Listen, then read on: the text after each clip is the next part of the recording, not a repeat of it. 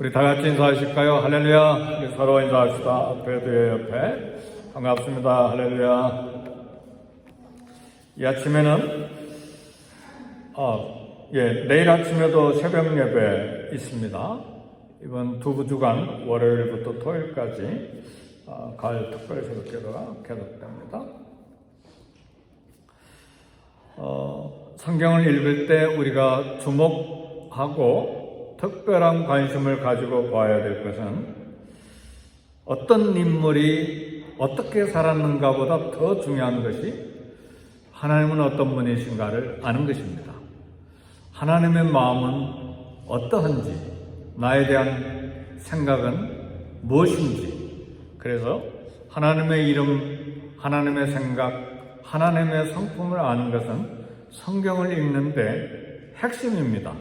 왜냐하면 하나님이 말씀하시고 하나님의 마음과 하나님의 생각과 하나님의 모든 것들은 계시 자체이기 때문에 거기에서 생명을 얻고 거기에서 이 생존의 비밀을 얻을 수가 있기 때문에 하나님의 마음을 늘 눈여겨볼 수 있기를 바랍니다. 그래서 오늘 또 말씀의 내용은 이세벨과 아합 그리고 나봇 이 세 사람 혹은 불량배 몇 사람 인물들이 이렇게 소개되어 있는데 사실은 하나님의 마음을 이 아침에 알기를 원합니다. 우리 인간의 욕심은 끝이 없는 것 같아요. 아합은 북쪽 이스라엘의 왕이고 재산이 많고 권력 있고 북쪽 이스라엘의 최정상에 있는 사람이고 모자람이 없습니다. 그리고 앞에 말씀을 우리가 읽고 또 들어왔지만 벌써 두 번의 전쟁에서 승리했기 때문에 대단한, 전쟁에 승리하면 재산이 많아지잖아요. 대단한 부유한 사람인데, 그런데도 오늘 말씀 보니까 아합 왕이 나봇의 이스라엘에 사는 나봇의 조그만 포도원을 탐을 냈습니다. 그리고 나봇을 죽였습니다. 왕이 백성의 부동산을 빼앗기 위해서 그것도 모함하고 억울하게 참 죽도록 했습니다. 왕이 백성을 보살펴야 되는데 오히려 백성의 재산을 빼앗아서 자신의 재산을 늘렸습니다. 그래서 하나님은 엘리야 선지자를 통해서 내가 죽이고 또 빼앗았느냐 이런 말씀하신 거 보니까 이세벨과 아합은 왕하면서 계속해서 재산을 빼앗았다는 것을 알 수가 있습니다. 또 빼앗았느냐. 아합은 아내 이세벨을 통해서 비밀스럽게 음모를 꾸며서 나봇을 죽이고 백성의 포도원을 가로챘습니다. 하나님 모두 알고 계셨죠?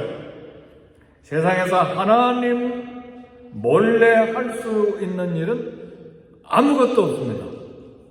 아무리 어두운 것, 은밀한 것, 아무도 보는 사람이 없다 할지라도 하나님 앞에서는 완전 범죄가 있을 수가 없습니다. 그러므로 하나님을 속이려고 하는 생각은 아예 처음부터 버리는 것이 지혜이고 살 길입니다. 그래서 엘리야가 하나님의 말씀을 아합에게 저지른 죄에 대해서 그 집안이 심판을 받을 것이라고 이제 엘리야를 통해서 하나님께서 전해 주셨습니다. 그 심판은 개들이 아합의 피를 핥을 것이요, 개들이 아합 왕의 부인 아내 이세벨의 시체를 먹고, 나중에 이런 이 역사서 쭉 읽어보면 아합의 자녀들이 거의 70명이나 됐어요. 얼마나 자식을 많이 뒀는지. 근데 그 가족 자녀들까지 다 죽고 개들이 먹을 것이라고 했습니다. 한마디로 말해서 아합 가정은 우리 한국말로 개판이라는 말이 있잖아요. 개판. 자기 피도 개들이 헛될 것이요, 개들이 이세벨의 시체도 먹고 자녀들의 시체도 개들이 먹을 개판 될 거라 그렇게 말씀하셨어요. 너무 가혹한가? 21장 25절 26절을 보면 이렇게 판단을 하세요. 아합처럼 자기 안에 이세벨의 충동을 받아서 악한 일을 한 사람은 없었다. 그러니까 계속해서 이세벨의 충동을 받았습니다. 죄를 짓는데 이 배우자의 충동을 받아서 계속해서 죄를 지었다는 말입니다. 근데 뜻밖의 반응이 이제 오늘 다 본문 읽지는 않았는데 아합에게서 나왔습니다. 어떤 반응인가? 아합이 엘리야가 선포한 심판의 말씀을 듣고 갑자기 겸손해져 버린 거예요. 보니까 자기 옷을 찢고 맨몸에 굵은 베옷을 입고 금식하고 슬퍼하는 거예요. 그러니까 이스라엘 사람은 이스라엘 사람인 것 같아요. 아내 이세벨은 시돈 사람이라 그런 양심, 그런 가책 전혀 없는데 아합은 그래도 이스라엘 사람이잖아요. 그러니까 갑자기 겸손해져 버린 거예요. 우리도 놀라는 것이 뭐냐면 이렇게 양심 없는 흉악한 왕이 회개하리라고는 전혀 기대하지 못했는데 이런 일이 아합에게 일어나는 거예요. 하나님은 더 놀라운 건 이제 하나님 마음을 이 아침에 우리가 보자고 그랬잖아요. 더 놀라운 건 하나님의 마음이에요. 이렇게 흉악한 왕이 갑자기 겸손해지니까 하나님께서 아합의 근신하는 것을 보시고 그에게 내리겠다고 하시는 심판을 다음 세대로 넘기신 거예요. 우리 하나님은 죄인들이 돌이키고 회개하면 언제든지 용서할 준비를 하고 계시는 자비로우신 분이라는 사실이에요. 우리 인간은 그렇지 못하잖아요. 한번 밉다고 생각하면 미움을 권리로 생각하고 줄기차게 미워해버리잖아요. 우리 인간은 그러잖아요. 이웃에게만 그런 것이 아니라 같은 가족 형제에게도 그래버리잖아요. 우리 인간은 그런데 우리 하나님 마음은 달라요. 아무리 험한 죄를 저지른 사람이라도 회개하면 하나님은 그를 용서하신다는 사실. 이것을 하나님의 자비요 은혜라 말할 수 있습니다. 하나님은 용서를 위해서 오래 참으시는 분이세요. 그리고 회개를 위해서 기다리시는 하나님이세요. 우리 하나님은 그래서 우리를 용서하시기 위해서 오래 참으시고 회개를 위해서 죄를 경고하시는데 때로는 말씀을 통해서, 때로는 양심을 통해서, 때로는 상황을 통해서, 때로는 자연 현상을 통해서, 때로는 사건을 통해서 끊임없이 우리를 용서하시기 위해서 경고하십니다. 그래서 요엘서 2장 12절 13절 보면 여호와의 말씀에, 하나님 말씀입니다. 우리 하나님 말씀을 의지하여 살고, 또 이번 가을 특별 새벽기도 주제가 하나님 말씀을 의지하여, 하나님 말씀에 보니까 요엘서 2장 12절 13절 보니까 너희는 이제라도 금식하며 울고 애통하고 마음을 다하여 내게로 돌아오라 하셨나니 너희가 옷을 찢지 말고 마음을 찢고 너희의 하나님 여호와께 돌아올지어다. 그는 은혜로우시며 자비로우시며 노하기를 더디하시며 인애가 크시사 뜻을 돌이켜 재앙을 내리지 아니하시나니. 이게 하나님의 마음에 돌아오라, 여호와께로 돌아오라.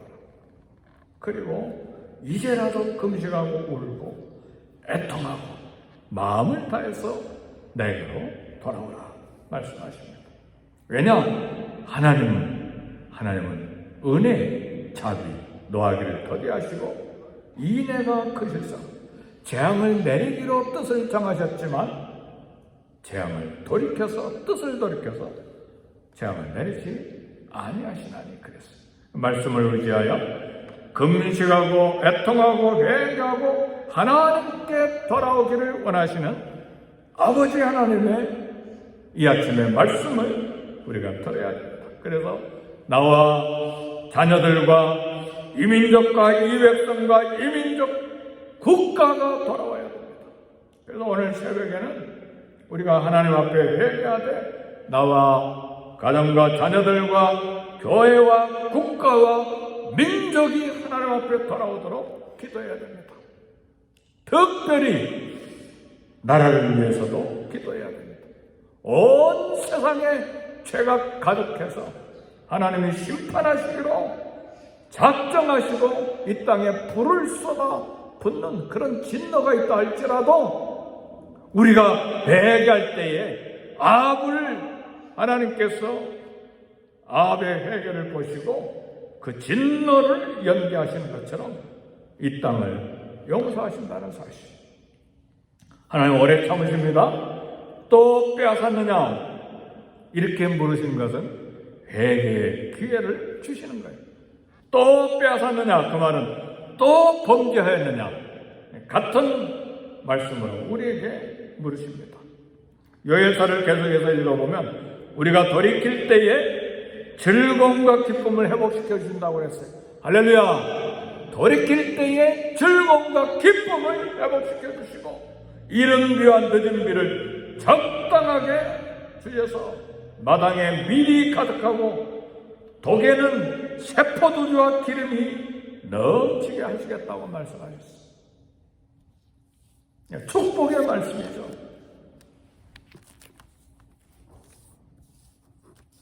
사랑하는 성도 여러분, 예수님이 십자가에서 마지막으로 하신 일이 있었어요. 십자가에 매달린 강도를 용서하신 일입니다. 강도는 앞으로 성경 공부할 것도 아니고 앞으로 교회 나가서 예배할 것도 아니고 앞으로 봉사할 사람도 아니고 마음을 새롭게 해서 전도하러 나갈 사람도 아니에요.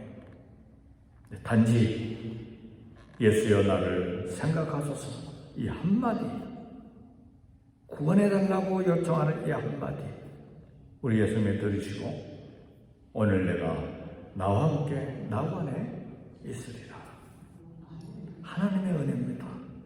하나님의 은혜는 우리의 행위에 달려있지 아니하고 마음을 돌이켜 하나님께로 돌아오는데 하나님의 은혜가 이른 비와 늦은 비처럼 쏟아지는 것입니다. 이게 하나님의 마음이에요. 15살 난 딸과 전쟁 중인 목사님의 고백이 있어요. 몇 살이라고? 15살 난 딸. 전쟁 중이에요. 아버지 목사님하고. 아버지 목사님은 딸이 벌써 15살인데 피임약을 쓰고 있는 것을 이미 알고 있었어요. 심지어는 며칠씩 집에 돌아오지 않기를 반복하고 온갖 벌을 주어도 소용이 없었어요. 거짓말하고 속이고 그리고 아빠 엄마 마음을 막 찢어놓는데 내가 이런 것은 다 아빠 엄마가 막 엄하게 나를 다뤘기 때문이라고 막 빽 소리지르는 이 15살 난 딸. 아버지가 밤에 응접실에 두꺼운 유리창 앞에서 어둠 속을 내다보면서 딸애가 돌아오기를 기다리는데 분이 치밀어 오는 거예요. 아버지 막 가슴을 다 찢어놓는 이 딸. 아버지 목사님이니까 성경에 기록된 대로 탕자의 아버지처럼 용서하는 아빠가 되고 싶었어요. 그러면서도 막 아빠도 상처가 있으니까 분이 치밀어오는데, 가만히 생각해 보니까 아빠에게도 상처가 있지만 딸에게도 상처가 있는 거예요.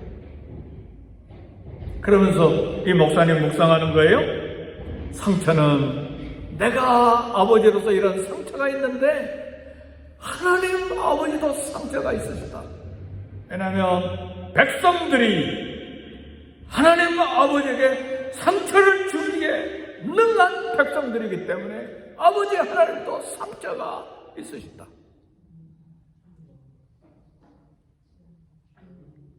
그런데 새벽에